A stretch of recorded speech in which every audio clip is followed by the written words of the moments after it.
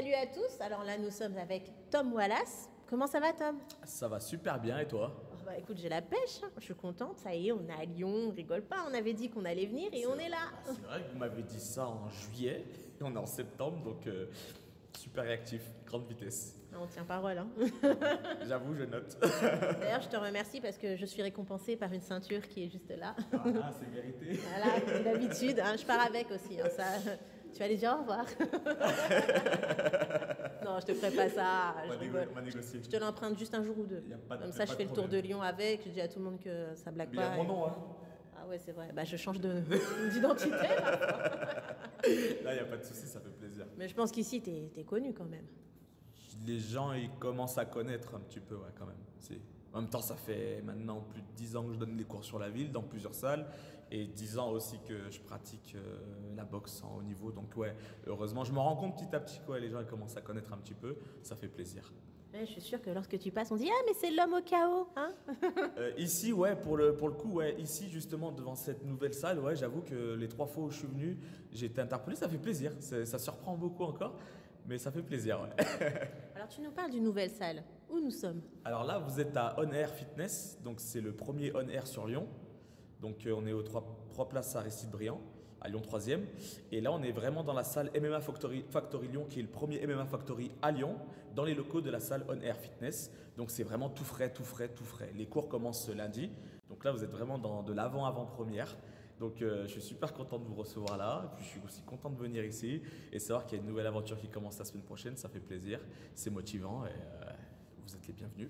Ah bah, on reviendra forcément. Là, Ouais, on voit bien. les prémices, on voit comment, enfin, on voit les travaux, c'est génial. Coulisses. Ouais, vous voyez pas, mais moi je vois. Non, mais c'est intéressant parce que quand je reviendrai dans quelques mois, je dirais ah bah voilà, ça y est. Voilà, c'est vrai que là vous voyez vraiment la salle, vous avez une idée de ce que ça va donner. Et d'ici même pas, on est vendredi, donc dans 2 jours, elle sera totalement terminée. Et dans 3 jours, les premiers cours vont commencer. Je donnerai le premier cours ici. Donc voilà, ça va être, c'est une question de jour et j'ai hâte. Alors, tu nous avais pas parlé de ça au mois de juillet. Comment est-ce que tout ça est arrivé? Alors j'en ai pas parlé parce que je savais pas. Ouais, tout s'est calé vraiment dans l'été. Moi, juillet, j'étais concentré sur mon premier combat de MMA. C'était déjà un truc énorme pour moi. Donc déjà, j'avais fait abstraction de tout.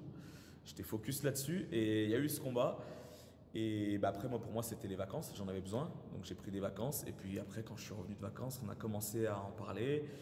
Fernand a commencé à me parler du projet. Juste m'en parler en me disant « Ouais, on aimerait bien faire ça, tout ça. » Et comme après, j'en entendais plus parler, je me suis dit « Bon, peut-être c'était juste une idée. » Sauf qu'en fait, c'était pas juste une idée, c'était un vrai projet qui était déjà dans les tuyaux. Et quand il est revenu m'en parler il y a peu de temps, on a dû essayer de tout caler, tout mettre en place. Et du coup, je finis ma découverte. Et en même temps, je fais de la mise en place. C'est en train de se construire. Je vois le truc qui se construit petit à petit. Et je me dis que ça part super bien. Donc j'ai hâte de débuter là, dès lundi. Ouais. Alors, quel va être ton rôle en fait? Alors mon rôle, j'ai l'envie aussi. Oui, à peu Je près. pense que c'est un peu ce qui va se passer, de chapeauter un peu le projet pour Lyon. Après, comme je suis aussi Senior Management Factory, c'est un petit peu légitime, on va dire. Et ensuite, mon premier rôle, ça va être de dispenser les cours de boxe anglaise dans un premier temps. Donc, on a défini un coach pour le MMA, il va y avoir du grappling, du JJB. Et ensuite, naturellement, avec la demande et mon pédigré, je pense rajouter du pied-point. Et comme ça, on aura quelque chose d'assez complet ici. Et ça fera une nouvelle belle adresse pour les gens de la région qui voudront pratiquer le MMA ou simplement la boxe. Boxe taille, kickboxing, JJB, grappling, un petit peu de tout. Et puis voilà, c'est ce qu'on va construire ici. Alors, est-ce que c'est quelque chose qui manquait en fait à Lyon? Je peux pas dire oui, parce que le MMA est arrivé en France et les salles poussent au fur et à mesure. Donc je vais pas dire que ça manque. Après, par contre, ce genre de concept, oui, là c'est assez innovant parce qu'on est, là vous n'avez pas encore vu, on est dans une très belle salle de fitness, vraiment super bien équipée, du matériel haut de gamme, c'est tout neuf. Et il y a un espèce de nouveau concept qui est en train de se créer. Et avoir une salle, un vrai, quelque chose, un pôle sport-combat vraiment complet dans ce genre de salle, ça par contre c'est assez innovant. Ouais. Ça c'est nouveau. Oui, parce qu'en fait, là nous sommes dans l'espace où on peut prendre des cours. C'est ça. Et tout le reste Exactement. est à disposition pour s'entraîner. Voilà, donc du coup ça va être encore un super plus pour les gens qui veulent pratiquer comme ça, juste pour la forme, ça va être un top. Mais pour les gens qui veulent faire de la compétition ou même du haut niveau, il y a tout sur place. Voilà, donc vous faites votre sport de combat, vous êtes ici, vous avez envie de faire travailler votre cardio, musculation, vous montez juste à l'étage. Et en termes d'équipement, vous manquez de rien, donc c'est le top. Comment toi, est-ce que tu faisais à l'époque, quand tu as commencé? Alors moi, par rapport à la boxe, Oui. j'étais dans un club associatif, donc un petit club vraiment sans prétention, avec mon premier entraîneur, donc Dominique Poulet, avec qui j'ai commencé. Moi, à la base, j'ai commencé, c'était pour la forme. Puis j'ai vite vu que j'avais envie de faire de la compétition, sauf que c'était un petit club, donc pour l'amateur, ça allait très très bien. Puis quand je suis passé en professionnel, ça commençait à être un peu plus compliqué. Quand on a un club qui vous propose 3 ou 4 créneaux par semaine, j'étais obligé à côté de m'entraîner dehors. Et donc, avec Dom, au partenaire que vous avez vu, on s'entraînait. On faisait la moitié de nos séances, on les faisait dehors, dans des stades ou quoi, qu'il pleuve ou qu'il neige. C'était compliqué. Puis au fur et à mesure, j'ai commencé à avoir l'attrait pour donner des cours. Donc, je me suis retrouvé dans des salles où je donnais des cours. Et du coup, petit à petit, je donnais des cours. Je m'entraînais. Et petit à petit, je donnais des cours. Je m'entraînais. Je donnais mes cours particuliers. C'est comme ça, petit à petit, on évolue. Et on se retrouve dans des cadres un peu plus adéquats pour travailler dans de bonnes conditions. Alors là, avec ce début en MMA, j'imagine que pour toi, là, c'est tout bénef, puisque... Là, il y a quelque chose. Ouais, là, j'avoue qu'il y a quelque chose et ça va me permettre d'avoir un réel entourage aussi. Mais après, je suis pas. Depuis que j'ai commencé les matchs, je suis pas seul. Je suis aussi sur la structure Ringside Gerland où ça me permet de bien travailler. Il y a ce qu'il faut. Donc voilà. Après, j'essaie de prendre du positif où je peux, me construire un vrai niveau dans cette nouvelle discipline et voilà quoi. Je suis heureux d'y être. Alors, nous sommes à 2 mois de ton premier combat en MMA. Ouais. Maintenant, avec le recul, on t'avait interviewé juste après. Alors, est-ce que ton avis a changé? C'est toujours pareil? Tu veux forcément continuer? Tu as des regrets sur ton combat? Ouais. Sur des petites choses, des phases que tu n'aurais peut-être pas, que tu aurais pu intégrer? Sur toutes mes défaites, peu importe les disciplines, j'ai toujours des regrets parce que, comme je dis toujours, j'aime pas perdre. Après, quand je reviens sur ce combat, je l'ai revu et je m'en veux pour des choses. Et en fait, il y a le fait que c'était nouveau, du coup, il y a plein de choses que maintenant, même le lendemain du combat, j'aurais pas fait les mêmes erreurs, même par rapport à mon adversaire. Mais après, je suis content de cette bonne expérience. Fernand m'a fait des retours positifs. Je sais que j'ai du boulot, je vais travailler, je suis toujours motivé. Donc, j'ai hâte de pouvoir reprendre le travail à fond, beaucoup plus dur, et pouvoir montrer un nouveau Wallace dans la cage. Parce que forcément, hein, tu viens du pied-point, donc très souvent, on va aller te chercher au niveau du grappling. C'est ça. Et il va y avoir des cours de grappling ici. Il va y avoir du grappling et voilà. Et après, pareil, dans mon emploi du temps, je vais me caler des séances où je vais me rouler par terre pendant 1 heure, 2 heures, sortir chiffon. Il faut que je passe par là de toute façon. Donc voilà, j'ai débuté toutes mes disciplines, j'ai été débutant. J'ai commencé la boxe thaï, j'étais débutant, donc je me faisais ramasser le lundi. Je revenais le lendemain, et ben je vais faire pareil. Puis voilà, ça va. Je sais que ça a payé en pied-point. Il n'y a pas de raison que ça ne paye pas en MMA. Oh, je pense que tu as la recette, hein, vu les KO que tu mets, ça devra aller. Hein. J'aimerais bien en mettre en MMA aussi parce que, ouais, comme je dis toujours, 23, c'est pas beaucoup. On t'attend. Ce jour-là, je crie. Non, ouais, j'ai hâte. Alors du coup, donc on a parlé un peu de cette phase de grappling. Bon, forcément, il y a aussi... Tu travailles encore ton striking ou Oui, non. ça y est, je maîtrise Non, j'ai mon super partenaire d'homme avec qui on travaille le striking à fond. Pas que, mais aussi. Et l'objectif, c'est de l'adapter en fait au MMA. Parce que voilà, la boxe thaï, le kickboxing, la boxe anglaise, ça sert dans le MMA, mais c'est pas le striking du MMA. Donc, il faut l'adapter, travailler des techniques différentes. Et puis aussi, le travail de points n'est pas le même parce que l'efficacité, si on se sert bien des points en MMA, ça a une plus grande efficacité qu'en boxe vu qu'on a des mitaines. Donc voilà, faut prendre tous ces aspects-là en compte. Et non, je laisse rien de côté. De toute façon, j'ai pas le droit. Il faut pas. Ça serait bête de me dire oui, j'ai fait des belles choses en pied-point, c'est bon, je travaille plus, je fais que du sol. Non, j'essaie de travailler sur tous les aspects. C'est ce que je dois faire et c'est ce que je vais faire et c'est ce que je commence à travailler aussi.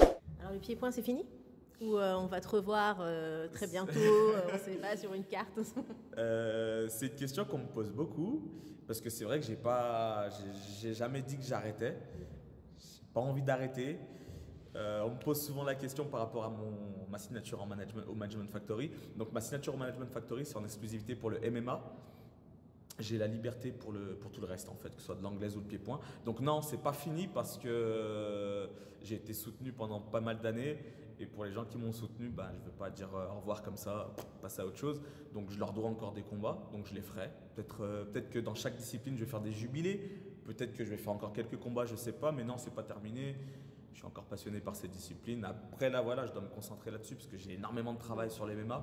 Donc je vais faire ce travail-là. Mais après, s'il y a des opportunités et qu'il n'y a rien en MMA pendant ce temps, ça me permettra de boucher des trous. Donc non, c'est pas terminé. Mais ça va pas être frustrant pour toi, justement, parce que du coup, il y a plus de liberté en MMA. Oui, du coup, c'est vrai qu'il y a plus de liberté en MMA, mais après, moi, je viens de ces disciplines-là, le pied-point, la boxe style, le kickboxing, donc non, ce sera pas frustrant. J'ai vraiment jamais eu de frustration, hein. Vraiment, les gens me disaient, ouais, tu vas combattre en full contact. Je disais, ouais, t'as pas peur de mettre un coup de genou? Non. Avec mon partenaire d'homme, voilà, on sait qu'on s'adapte à une mission. On travaille dans cette mission et du coup, il n'y a pas d'erreur. Je suis parti en pro en boxe anglaise, pas d'erreur, pas une envie de mettre une jambe. Là, je suis en MMA, j'ai plus de liberté, c'est bien. Mais si demain je dois revenir en kickboxing pour un combat, je ferai du kickboxing, je ne serai pas frustré. Il y a des règles en fait, on s'adapte aux règles, on fait ce qu'il faut. Il faut plus que je m'adapte en MMA. Pardon, j'arrête de tenir la cage, des choses comme ça. Ça, pour moi, c'est des nouveautés. Je vais essayer de m'adapter. C'est pas fait pour ça. Hein. Non, ouais, voilà, il y a ces choses, il y a ces défauts-là. Tu peux t'y coller à la limite, hein, tu t'y colles, mais c'est les erreurs de débutants. Voilà, du coup, je m'en suis voulu, mais voilà, t'es débutant un jour. Je peux pas savoir. Hein, ça sert de leçon. Ouais. Faut pas refaire, c'est tout. De toute façon, là, tu manges à fond du MMA, quoi, hein, toutes les orgas, etc. Voilà, je regarde, je m'entraîne. J'essaie de prendre de l'expérience en regardant aussi. Et puis, il y a des choses quand même qui me font plaisir. Je me dis, sur le premier combat, par exemple, j'ai eu un réflexe. C'est pas à l'entraînement que je l'ai travaillé, de pouvoir dire à l'arbitre que tout va bien. Quand j'entends l'entraîneur de mon adversaire dire c'est bon, il va taper parce qu'il est étranglé, alors qu'en fait tout va bien. Et avoir ce réflexe de dire à l'arbitre non, tranquille, tu peux y aller. Je me dis, ça, c'est des choses que j'ai acquis en regardant les combats. Du coup, je continue, je regarde. J'essaie de prendre de l'expérience, même en regardant, en pratiquant. Et puis voilà, d'ici peu, j'espère être totalement opérationnel. C'est vrai que je me demande, mais comment tu as fait pour tenir pendant toutes ces phases au sol? Vraiment? C'est vrai que c'est pareil, on m'a beaucoup posé la question. Et en fait, comme moi, on me l'avait déjà dit. Après, il y a la logique qui fait que le sol, quand tu prends des coups, vu qu'il n'y a pas de recul, forcément, les coups sont impressionnants. Mais c'est pas. C'était pas en danger, en fait. Tu peux l'être. Moi, vraiment, dans ma phase où je me retrouve en ground and pound, ce qui me faisait peur, c'était les coups de coude. Parce que du coup, même moi qui viens du Muay Thai, les coups de coude sans coudière en France, c'était la première fois. Du coup, les coups de coude sans coudière, venant de quelqu'un qui est surtout au sol, c'était totale nouveauté. C'est la seule chose qui me faisait peur. Donc après, faut éviter les pointes. Sinon, après, pour le reste, moi, je suis quelqu'un, j'encaisse bien. On a vu ça. Et il tient. Du coup, franchement, c'est des phases qui sont impressionnantes à voir. Mais moi, je les ai pas trop mal vécues. C'est assez bizarre à dire, hein, mais c'est pas les phases que j'ai le plus mal vécues. Oh, mais c'est important parce que mine de rien, c'est quand même un champion sur une autre discipline. Donc voilà, il y a toute une gymnastique, redevenir débutant. C'est pas évident. C'est dur d'être débutant, de reprendre débutant, c'est dur. Le plus dur vraiment, c'est quand je suis dans les salles et que du coup, des fois, quelqu'un qui débute encore plus que moi, mais fait du MMA depuis plus longtemps, va me donner des conseils ou me dire des choses. Bon, il y a des conseils que je dois prendre, mais des fois, c'est vrai que ce qui est dur, c'est des fois, on va me parler comme si je débutais les sports de combat. Alors que pas du tout. Et honnêtement, pour l'ego, des fois, ça me fait mal. Et je dis, bon, voilà, quoi, j'écoute, quoi. J'ai envie de te dire, mais tu vas nous prouver ça bientôt, donc il n'y a pas de problème. Hein. J'y compte bien, mais après, c'est vrai qu'avec ça, des fois, j'ai un peu du mal. Des fois, j'ai du mal. Il y a des personnes, des fois, qui ne sont pas forcément légitimes. Elles vont se dire, ouais, mais voilà, Soke, il a beaucoup boxé, mais MMA, il ne connaît pas, ou il a un combat, la personne qui en a deux va me dire, ouais, tu devrais, machin. Des fois, c'est bien, des fois, c'est pas bien. Moi, je me tais, j'écoute, je laisse parler. Je sais qui je dois écouter, je sais qui je ne dois pas écouter. Mais après, c'est vrai que c'est dur de voir dire. Des fois, ça m'est arrivé de dire ok, un combat MMA, 64 combats professionnels en dehors de tout ça, quand même. Donc, voilà, je dois avoir un recul, les gens doivent avoir un recul aussi. Après, c'est pas grave, ça ne part pas d'une mauvaise intention. J'ai envie de te dire, ne rentre même pas dans la justification. Hein. Tu prouveras ça au cœur de l'octogone. Ouais, voilà. C'est ce que j'essaye de faire, c'est ce que je me dis aussi. Mais maintenant, il faut que je prouve, quoi. Voilà. Mais de toute façon, tu as l'habitude de la gagne. Hein. Donc, ça va le faire. Moi, je veux que ça. On va travailler pour. Et puis, non, il n'y a pas de raison. Je suis motivé. Alors, est-ce qu'on peut savoir un petit peu ton enfance, les sports de combat, ça a toujours été quelque chose que tu souhaitais faire ou c'est arrivé brutalement dans ta vie? J'ai toujours voulu faire ça. Ah. Depuis toujours. Depuis toujours, quand j'ai commencé à regarder les films de Bruce Lee, moi ça vient de là en fait. Ah. C'était vraiment ça. Quand j'étais tout petit, mon papa il me mettait sur son genou et on regardait des films de kung-fu. Donc au début, je me disais waouh, j'ai envie d'être un gars comme lui. Donc je me suis intéressé au kung-fu, je regardais les films. Puis ces techniques de jambes. Donc le premier sport que j'ai voulu pratiquer, moi c'était le taekwondo, parce que les techniques de jambes étaient spectaculaires. Donc c'est ce que je voulais faire. Et après, parallèlement, mon souci que j'avais, c'est que j'étais trop bagarreur à l'école. Donc ma mère m'a dit tu pratiqueras jamais de sport de combat en fait. Donc mon grand frère m'a dit bon t'as pas le droit au sport de combat, tu vas faire un sport collectif. Et moi j'ai jamais été intéressé par ce qui intéresse la masse. Donc quand tous mes potes ont dit on va faire du foot, j'ai dit c'est quoi l'autre option? Il m'a dit moi c'est le basket. Du coup j'ai dit bon on va faire du basket. J'étais pas super grand, je suis dit. Et puis petit à petit. Tout est possible, hein? Ouais, la preuve, c'est que voilà, petit à petit, ça a commencé à me plaire. Au début, je voulais pas regarder les matchs, je commençais à jouer. Petit à petit, je commençais à jouer, puis je commençais à regarder. Puis à chaque fois, je disais, ouais, mais cette année, je peux peut-être arrêter le basket, faire un peu de boxe à côté. Non. Donc je continuais. Puis finalement, ça a commencé à me plaire. Et quand ça te plaît, du coup, tu t'investis. Et puis à un moment, je suis arrivé dans une période où avant les entraînements, j'allais m'entraîner dehors. Après les entraînements, j'allais m'entraîner encore dehors. Puis du coup, forcément, ton niveau, il monte.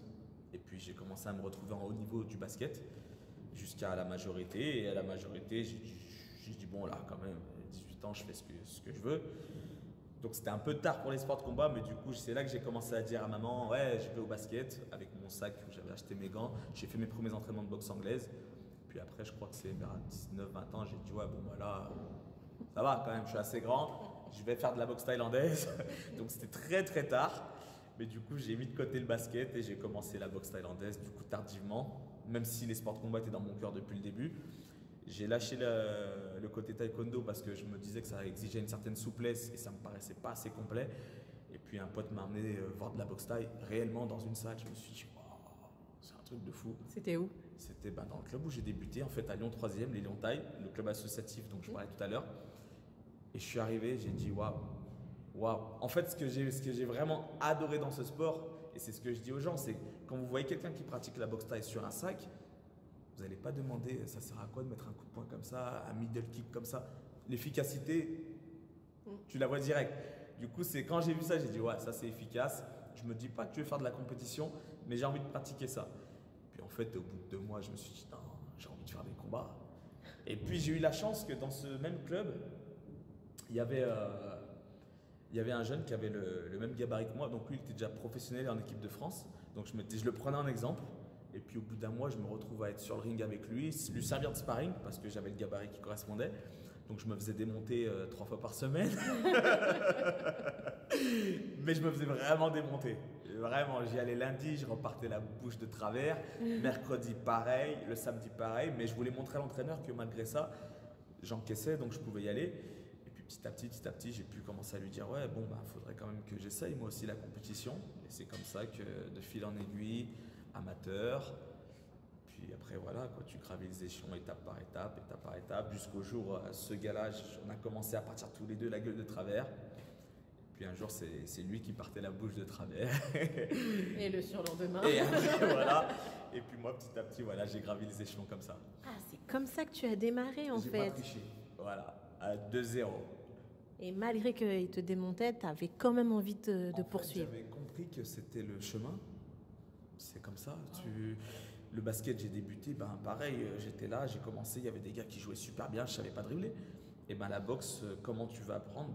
Tu prends des mecs qui sont plus forts, et puis tu essayes Et puis un jour tu repars, tu as le nez et la bouche qui saignent, le lendemain tu que le nez, et puis après tu saignes plus. Et, tu restes droit. Et voilà, et puis voilà, en fait c'est le réel apprentissage. Et puis après il y a le ring, qui pour moi est le meilleur révélateur en amateur. Puis moi j'ai la chance d'avoir connu ce qu'on appelle en boxe thaï la classe D. C'était vraiment l'amateurisme premier degré où tu as toutes les protections. Puis tu gravis les échelons étape par étape. Et je suis content d'avoir fait cette école-là. Et c'est pour ça que je remercierai toujours mon club où j'ai commencé Lyon Thaï parce que vraiment ils insistaient sur le fait qu'ils voulaient qu'on commence vraiment à zéro. Et il y en a qui trouvaient que c'était une perte de temps. Moi je suis content d'avoir débuté là parce que du coup ouais, tu commences à prendre de l'expérience. Quand tu arrives pro, tu es vraiment pro. Donc voilà, je suis content d'avoir fait ce parcours-là. Alors j'ai quand même une question qui reste dans ma tête, c'est qu'en a pensé ta mère? Parce que du coup, c'était un problème au départ, donc tu l'as imposé au final.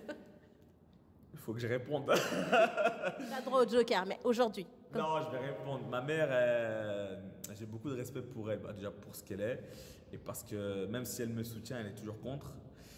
Mais elle a quand même fait l'effort de venir me voir combattre une fois. Une fois, il n'y en aura pas d'autres. Ah oui, mais c'est dur pour une Et maman. non, mais je comprends totalement pour les mêmes. J'ai une pensée pour toutes les mamans des combattants. C'est dur. Et c'est à elle que je pense à chaque fois que je monte sur un ring ou dans une cage. En premier, je pense à elle parce que je sais qu'elle n'a pas envie que je fasse ça. Et ça me donne un petit coup de. Mais vraiment, dès que même on s'est vu au FIFA Challenge, dès que je mets le pied dans la cage, ma première pensée c'est ma mère. Je me dis, elle ne veut pas que je le fasse. Elle sait pourquoi je le fais. Elle sait que j'en ai besoin. Du coup, j'ai pas envie de la décevoir quand même. Mais non, je sais qu'elle est toujours contre. Voilà, j'ai choisi ma vie. Elle me dit, elle sait que voilà, j'ai choisi ma voie. Je me sens épanoui là-dedans, donc elle comprend. Et je comprends qu'elle soit contre, mais voilà, c'est toujours une petite problématique. Oui. Bon, en tout cas, c'est tout à son honneur parce qu'elle a Non, fini par l'accepter malgré tout. Hein. Elle n'a pas trop eu le choix, mais ouais, dans les périodes de combat, je sais qu'elle n'est pas bien à chaque fois. Mais je la comprends, c'est normal. On ne pense pas assez souvent aux familles en fait des athlètes, hein, mine de rien. Maman, je sais que tu vas voir ça, je t'aime, voilà, je sais que tu me comprends. Je suis désolé, c'est ma vie. Tu es fait comme ça, c'est en toi. Ça, voilà, c'est ça. Donc la dernière fois, on t'a vu avec ton sparring partner, c'est ça? C'est Ou ton mon PAO partenaire, mon associé, le grand frère d'Homme Pao. Alors quelle importance il a eu dans ta carrière? Alors lui, il est arrivé dans ma carrière en 2013. Donc on s'est croisés par hasard dans une salle. Et donc il me dit, ah mais c'est toi, voilà, c'est toi. Il me dit, ouais, je t'ai vu à la télé. Et je me suis dit, t'as un truc et tout. Il m'a dit comme ça, il m'a dit, ouais, j'aurais bien voulu bosser avec un gars comme toi, mais j'étais persuadé que t'étais sur Paris. Et en fait, je découvre que t'es sur Lyon et tout. Moi, j'aimerais bien qu'on bosse ensemble. Et puis bon, c'était une période où bon, j'avais commencé mon parcours professionnel et du coup, pas mal de gens me disaient qu'ils aimeraient bien travailler avec moi. Du coup, je les mettais tous un petit peu en test et du coup, bah, lui, je lui dis, bah écoute, on va se donner rendez-vous dans un stade. C'était une heure tardive, je crois, je sais même pas s'il pleuvait ou il neigeait. Et je lui dis, on va commencer comme ça pour te faire du PAO. Et il est venu, tac, une fois, deux fois, trois fois, quatre fois. Et j'ai senti que voilà, il y avait vraiment un truc. Et c'est comme ça qu'on a commencé en fait à travailler, donc en 2013. Et après, il a toujours été là pour moi au niveau des PAO. On a toujours travaillé ensemble, travaillé des stratégies de combat. Et vu que moi, j'avais pas réellement de besoin en dehors de ça, mis à part des sparring, du coup, ça a été mon associé de guerre de cette date-là jusqu'à encore aujourd'hui. Il a une grosse capacité d'adaptation. Donc c'est bien parce que c'est ce qu'il me faut moi, parce que du coup dans ma carrière on pouvait préparer un combat en kickboxing et puis le mois d'après préparer un combat en boxe anglaise. Maintenant le MMA il s'adapte à tout et comme vous avez vu il est super solide donc je peux y aller. Et du coup bah voilà, son importance aujourd'hui il fait qu'il fait partie intégrante de ma carrière. C'est pour ça que vous le voyez partout, que ce soit en France, à l'étranger, il est toujours avec moi. Puis voilà, c'est mon assos de bagarre et on évolue ensemble. Parce que tu n'as pas réellement de coach, c'est bien ça, hein? C'est ça en fait, quand j'ai arrêté du coup avec le club où j'ai commencé, parce que du coup je voulais prendre mon envol, il fallait que je m'entraîne dans les salles où je suis, où je donne des cours. J'avais besoin de quelqu'un aussi qui était là du coup avec moi. Du coup ça a été le moment en fait où la transition s'est faite naturellement. Et puis du coup c'était parfait. Volontaire, disponible, envie. Et puis voilà, ça fait comme ça qu'on kiffe depuis maintenant, ça fait bientôt 9 ans et on fait le tour du monde ensemble. Et voilà quoi, c'est une aventure vraiment, vraiment folle. C'est ça, c'est la famille, c'est le grand frère. Je pense qu'un jour il faudrait qu'on fasse un court métrage où j'écrive un bouquin. Mais il se cache. Ouais, voilà, il est là, mais vous le voyez pas. Vous le voyez quand je suis en guerre, toujours avec moi et voilà, c'est une grande histoire. Mais écoute, on va terminer là-dessus. Hein.